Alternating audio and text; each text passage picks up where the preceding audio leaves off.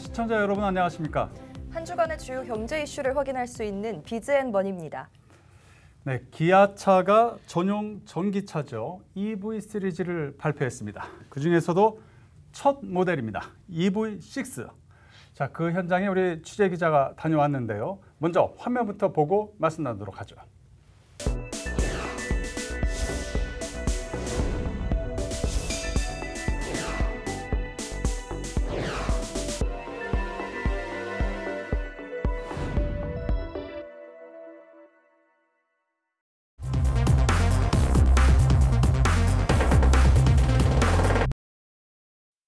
올해 고성능 전기차들이 대거 출격하면서 전기차 원년으로 자리매김하고 있습니다.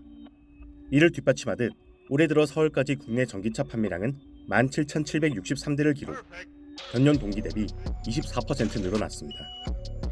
현대차의 아이오닉5가 일찌감치 흥행을 이끌고 기아의 EV6와 아우디 RS e-tron GT, 포르쉐 타이칸 터보 S 등이 호평 속에 출시를 준비 중입니다. 특히 기아가 올 하반기 출시하는 EV6는 벌써부터 스피드를 즐기는 마니아들의 관심과 기대를 한몸에 받고 있습니다. 같은 전기차 전용 플랫폼을 채택한 현대차의 아이오닉5가 실용성에 초점을 둔 것과 달리 EV6는 다이나믹한 디자인과 짜릿한 퍼포먼스를 강조했기 때문인데요. 내년 하반기 추가되는 고성능 버전 EV6 GT의 경우 제로 빼기 3.5초로 국내 자동차 역사상 가장 빠른 속도를 자랑합니다.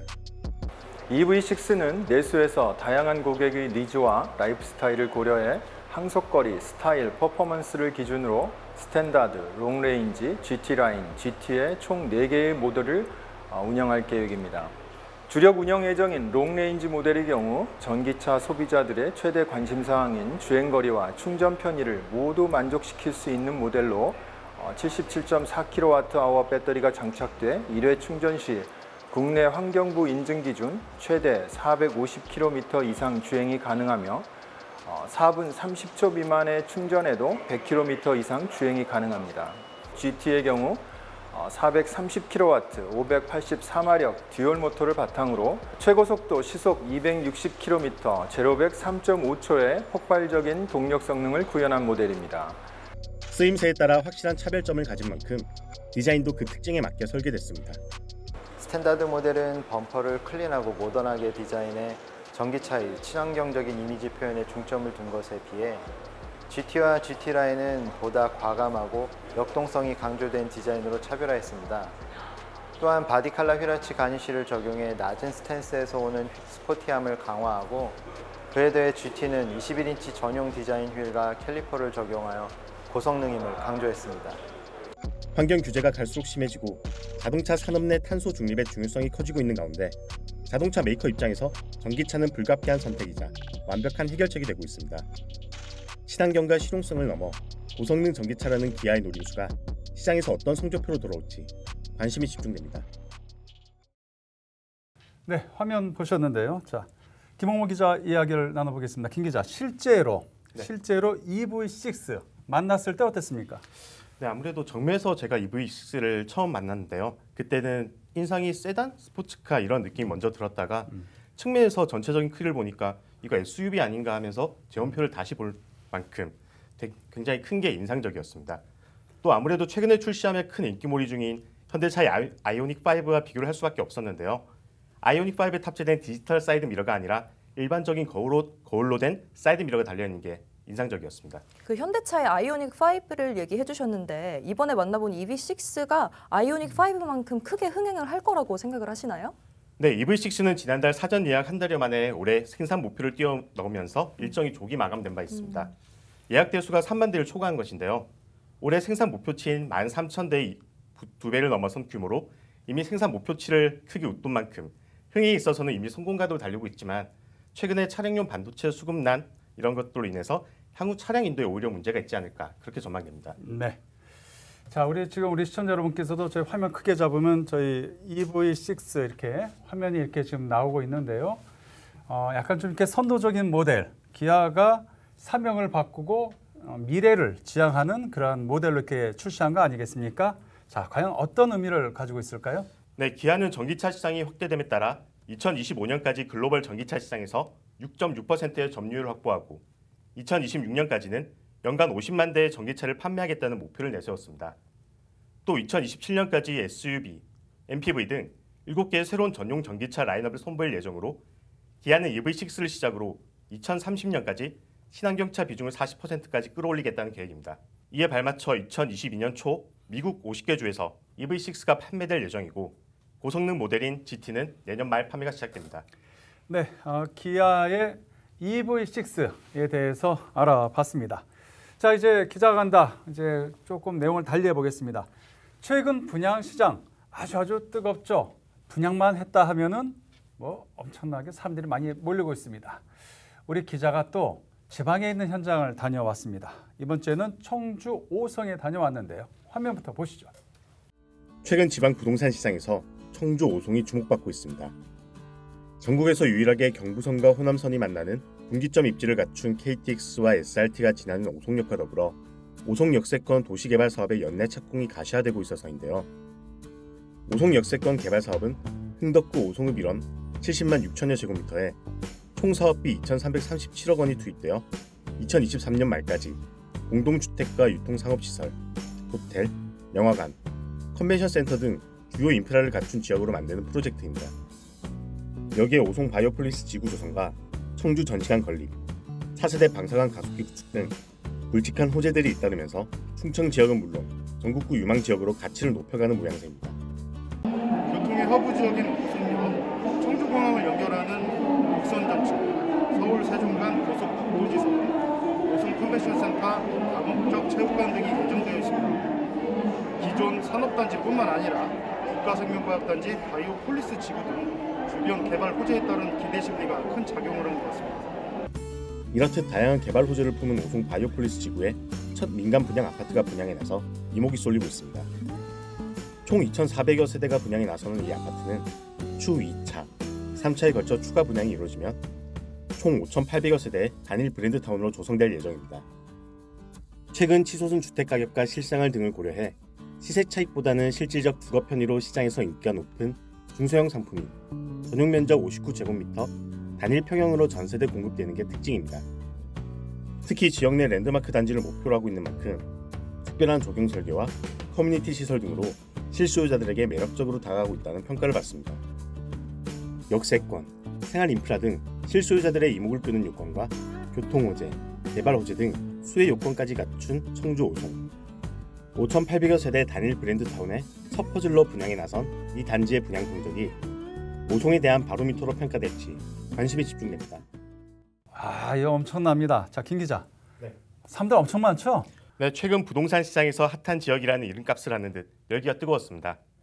코로나19 장기화로 사이버 모델하우스라는 새로운 분양 문화가 생기는 등 최근 1년간은 사람이 붐비는 모델하우스를 찾아보기가 힘들었는데요. 철저한 방역 수칙을 지키면서 운영이 되지만 최대한 많은 이들이 직접 찾아와 실물 유니트와 상담을 받고자 하는 모습이 인상적이었습니다. 이번에 방문하신 곳이 총 5,800여 세대로 구성되는 단일 브랜드 단지의 첫 분양 현장이었잖아요. 이런 대단지 분양이 흔하지는 않죠? 네, 올해 전국 33,860개 단지가 분양을 기다리고 있는데요.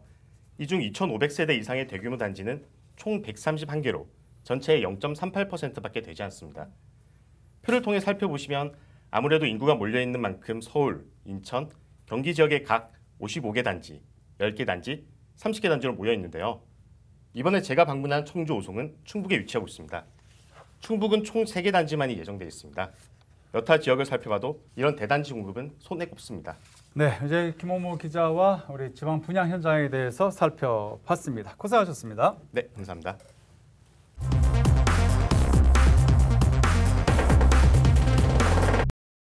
네, 다음 코너는 한 주간 팍스경제TV에서 가장 높은 조회수를 기록한 기사를 정리해드리는 팍스경제 핫5입니다. 박주연 기자와 함께합니다. 자, 이번 한 주간 많은 일이 있었습니다. 자, 5위부터 정리해볼까요? 네, 팍스경제TV 주간 핫5 이슈 정리해보도록 하겠습니다. 먼저 5위를 차지한 기사부터 확인을 해보도록 할게요. 자, 5위 한국수력원자력 한미 정상 해외 원전시장 공동 진출 합의 관련 소식입니다. 한미 정상은 현지 시간으로 21일 개최된 양국 정상회담에서 원전사업 공동 참여를 포함해서 해외 원전시장에서 협력을 강화하기로 했습니다. 한국수력원자력은 정부 간 해외 원전시장 공동 진출 합의가 한수원의 해외 선출의 그 수주 가능성을 높일 수 있어서 적극 환영한다라는 입장인데요. 세계 원전 시장에서 이번 합의를 계기로 한미 간의 협력을 통해서 수주 활동을 함께 할 수 있게 됨으로써 해외 원전 수출에 대한 기대감을 한껏 높이게 됐습니다. 네, 이로 인해서 한 주간 우리 주식시장에도 이 관련주가 엄청나게 변동성을 많이 보였었죠. 계속해서 네. 4위 한번 알아보도록 하죠. 네, 이어서 4위 살펴보도록 하겠습니다. 4위는 저축은행이 최고 연 10% 고금리 특판을 잇따라 출시하고 있다라는 소식입니다. 저축은행이 내놓은 예적금 최고 금리 10%에 달하는데요. SBI저축은행은 오픈뱅킹 출시 기념해서 최대 연 4%까지 선보일 수 있는 해군금리 적금 특판을 선보였고요. 웰컴저축은행은 최대 연 4% 금리인 아이사랑 정기적금을 판매한다라고 하니까 금리 높은 상품을 찾으시는 분들은 이 관련 이슈 좀 주목해 보시는 것도 괜찮을 것 같습니다. 자, 이어서 3위 살펴보도록 하겠습니다. 자, 3위는요. 제약바이오 관련 기사입니다. 셀리버리 조대용 대표가 청사진을 밝혔는데요. 미국과 인도 그리고 유럽을 향한다라고 밝혔습니다. 조대용 대표는 현재 개발 중인 ICP-NI의 해외 임상 개발과 관련해서 미국에서는 작년 6월부터 10개월을 소요해서 미국에서 비임상 실험을 완료를 했고 임상을 최단 기간에 들어가려고 임상 시놉시스 2차를 작성 중에 있다라고 밝혔는데요. 유럽에서는 가장 빠르게 패스트트랙으로 환자 대상 임상 1상을 마치고 유럽 1개국과 인도에서 동시에 임상 2상을 추진한다라고 밝히면서 미국, 유럽 그리고 인도에서 코로나19 면역 치료제 개발을 추진 중에 있다라고 밝혔습니다. 자, 이어서 바로 2위 살펴보도록 할게요. 2위는요. HLB 관련 소식입니다. ASCO에서 리보세라닙 임상 연구를 대거 발표했습니다. HLB가 개발 중인 경구용 표적 항암 치료제 리보세라닙이 효능과 범용성 등에서 유의미한 결과를 도출해낸 것으로 알려졌는데요. 이 회사는 지난 22일 오는 6월 초 ASCO에 공개될 논문 초록에 리보세라닙이 위암과 폐암, 담낭암, 유방암 등 다양한 암종에서도 단독 또는 이 세포 독성 항암제, 면역 항암제와의 병용으로 투여된 결과 대조군 대비해서 우월한 결과가 나타났다라고 발표를 했습니다. 제약업계 관계자는 이처럼 ASCO에서 권위 있는 학회에서 특정 약물에 대한 수십 건의 임상 결과를 연달아 발표하는 것은 굉장히 매우 이례적인 일이다라고 밝혔고요. 그런 만큼 많은 구독자들의 관심을 받았습니다. 자, 그렇다면 이제 이번 한 주간 우리 팍스경제TV 뉴스에서 가장 많은 클릭수를 한 기사는 어떤 걸까요? 네, 1위도 역시나 제약바이오 관련 기사가 차지했습니다. 1위 살펴보시죠. 자, 부광약품의 레보비르 국내 첫 먹는 치료제 되나라는 소식입니다. 요즘 이제 그 코로나 치료제와 관련된 관심들이 상당히 높죠. 그래서 이제 부광약품이 개발 중인 코로나19 경구용 치료제인 레보비르가 중등증 환자를 대상으로 유의미한 임상 결과를 지금 발표를 해서 굉장히 주목을 끌고 있습니다. 최근 임상 2상을 통해서 레보비르 캡슐이 바이러스를 감소시킬 수 있는 가능성을 확인을 했고 특히 감염력이 있는 바이러스 입자의 실제 수를 정량적으로 측정하는 플라크 에세이를 통해서 임상을 진행하고 있다라는 소식을 밝혔는데요. 국내 첫 먹는 코로나 치료제 개발에 성공하게 될지 관심이 집중되고 있습니다. 지금까지 핫5 뉴스였습니다. 네, 역시나 코로나19 관련한 뉴스들이 가장 많은 클릭수를 기록했습니다. 박주영 기자였습니다.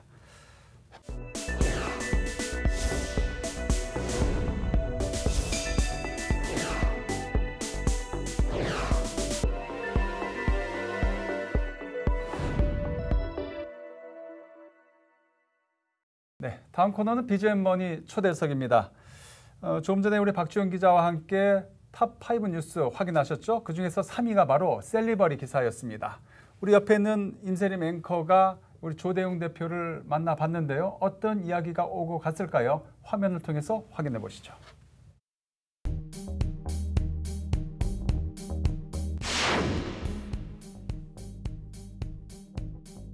작년 6월부터 10개월을 소요해서 미국에서 비임상 시험을 완료했습니다. 그리고 지금은 모든 임상 시험이 완료된 자료를 가지고 미국에서 임상을 최단기간에 들어가려고 임상 시놉시스랑 2차 작성 중에 있고요. 작성이 완료되면 FDA와 사전 협의를 통해서 임상 시놉시스를 임상 프로토콜로 확정해서 최단 기간 내에 미국 전역에서 임상 일상을 진행할 예정이고요. 그리고 현재 가장 세계적으로 팬데믹이 휘몰아치고 있는 나라가 인도예요. 근데 인도는 지금 의료 체계가 붕괴되고 의료 행정 시스템이 마비되어 있는 상태이기 때문에 약물 재창출이 아닌 카테고리로는 지금 임상시험 자체를 받고 있지 않다고 해요. 유럽에서 가장 빨리 패스트 트랙으로 임상 1상을 마치고 환자 대상, 그리고 그 유럽 1개국과 인도에서 동시에 임상 2상을 추진하는 전략으로 미국과 유럽과 인도에서 코로나19 면역 치료제의 임상 개발을 추진하고 있습니다.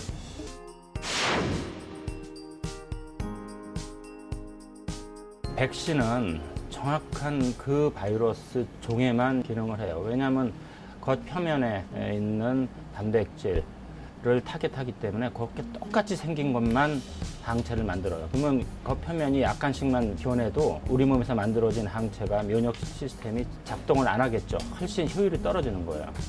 근데 다발성 장기부전, 중증 염증, 폐혈증으로 해서 면역 폭풍이 일어나서 환자가 사망할 수 있게까지 가는 거는 바이러스가 촉발을 시키지만 바이러스가 죽이는 건 아니에요. 면역 체계, 우리 몸의 면역 체계가 너무 심하게 반응을 해갖고 면역 폭풍을 일으켜서 사망에 이르기까지 하는 거예요. 그러려고 하면 면역 체계를 조절할 수 있는 면역 치료제가 필요합니다. 항체도 필요하죠, 물론. 그러니 면역 시스템을 제어해야 돼요. 컨트롤할 수 있는. 셧다운 시키는 게 아니고 적절히 평상시 수준으로 낮추고 유지시킬 수 있는 그런 면역 제어, 면역 치료제가 필요한 거죠. 아까 말씀드린 대로 이것은 전형적인 내재 면역계를 조절하는 면역 치료제이기 때문에 바이러스 변종에 상관없이 면역계를 조절해서 치료하는, 그러므로 코로나19 변종 바이러스에도 잘 들을 거라고 좀 생각합니다.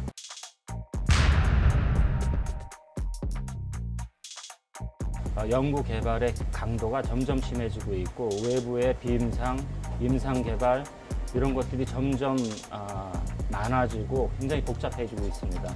과거에도 그랬지만 좀 더 하나하나 다 챙기고 진두지휘할 생각이고, 그렇게 해서 임상 개발을 좀 더 빨리 해서 이 코로나19하고 정면 대결을 할 그럴 생각이고요.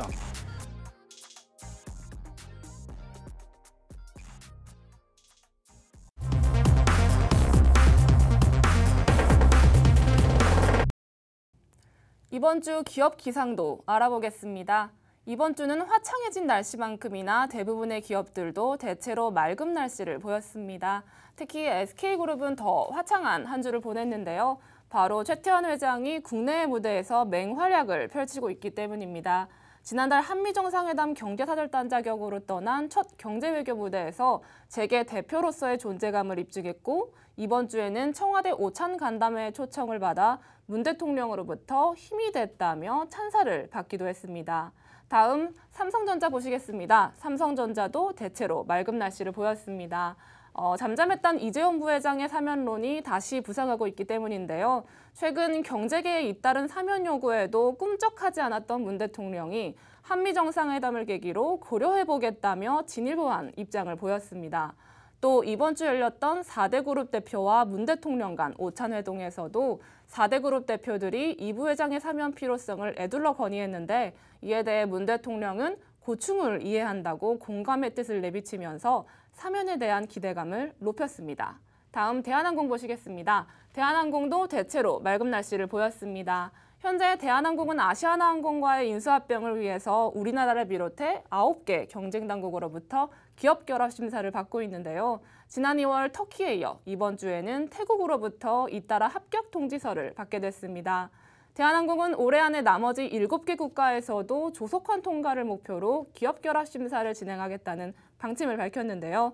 과연 당초 대한항공의 계획대로 모든 절차를 마무리해서 다시 한번 비상의 날개를 펼치게 될 수 있을지 주목됩니다. 이와 달리 GS그룹은 분위기가 안 좋은 것 같아요. 먹구름 이거인 것 같은데 어떻습니까? GS 리테일이 운영하는 편의점 GS25는요. 앞서 남성 혐오 포스터로 한 차례 곤욕을 치렀었는데요. 이번에는 회사 삼각김밥 제품 설명에 김치의 중국어 표기인 파워 차이를 그대로 표현해서 논란을 낳았습니다. 논란이 불거지자 회사 측은 해당 제품의 판매를 전면 중단했는데요. 그럼에도 불구하고 소비자들은 계속해서 불거진 마케팅 논란에 불매운동에 나서는 분위기입니다. 네, 최근 재계 뉴스를 보면 거의 뭐 최태원 회장 뉴스로 도배되다시피 이렇게 한 느낌입니다. 그만큼 최 회장의 활약이 컸다. 이렇게 평가해 볼 수 있습니다. 이현선 기자와 계속해서 얘기를 좀 나눠보겠는데요. 최태원 회장의 광폭 행보 대단하죠? 네, 그렇습니다. 그동안 재계에서는 최태원 회장의 입지가 상당했다고 볼 수 있는데요. 지난달 4대 그룹 CEO들 중에서 유일하게 한미 정상회담의 경제사절단 자격으로 문재인 대통령과 방미길에 오르면서 그 존재감은 더 돋보이는 모습입니다. 또 이번 정상회담에서 의제로 다뤄졌던 반도체와 바이오 그리고 배터리 분야에서 SK그룹이 관련 계열사를 모두 갖고 있어서 정상회담에 앞서서 최 회장이 키맨 역할을 할 것이다 라는 관측이 많았는데 실제 최 회장이 계열사를 통해서 대규모 대미 투자 계획을 발표하면서 이번 정상회담을 성공적으로 이끈 주역이라는 평가를 받았습니다. 그렇군요. 이번 주 청와대 오찬회동에서도 문 대통령이 직접 감사 인사도 전했다고요? 네, 그렇습니다. 문 대통령은 최 회장을 향해서 우리 최 회장님이라고 칭하기도 했는데요. 문 대통령은 최 회장이 비즈니스 라운드 테이블과 한미 공동 기자회견 그리고 마지막 조지아주 일정 전체를 함께 해줘서 큰 힘이 됐다면서 거듭 감사의 뜻을 전하기도 했습니다. 네, 수고 많았습니다. 이현선 기자였습니다.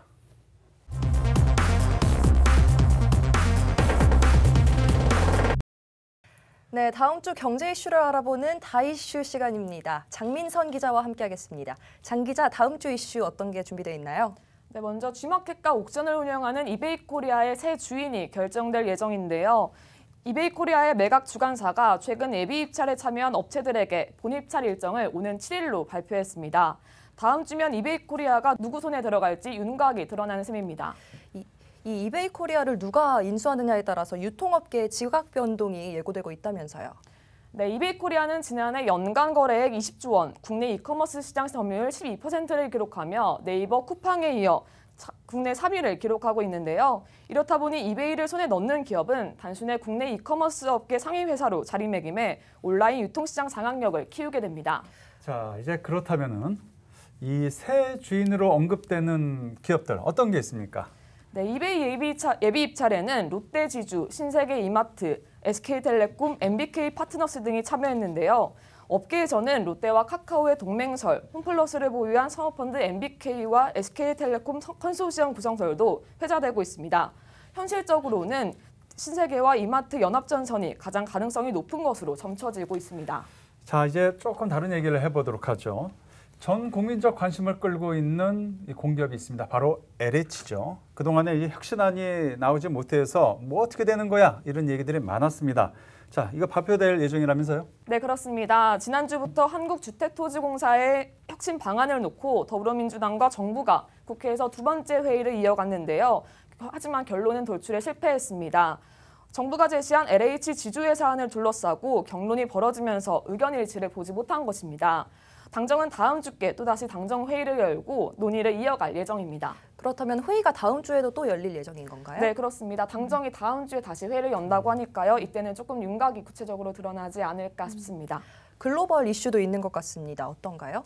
네, 많은 분들이 관심을 가지고 계신 애플에 대한 소식인데요. 현지 시간으로 7일, 우리나라 시간으로는 다음 주 화요일 새벽에 WWDC로 불리는 애플 개발자 컨퍼런스가 열립니다.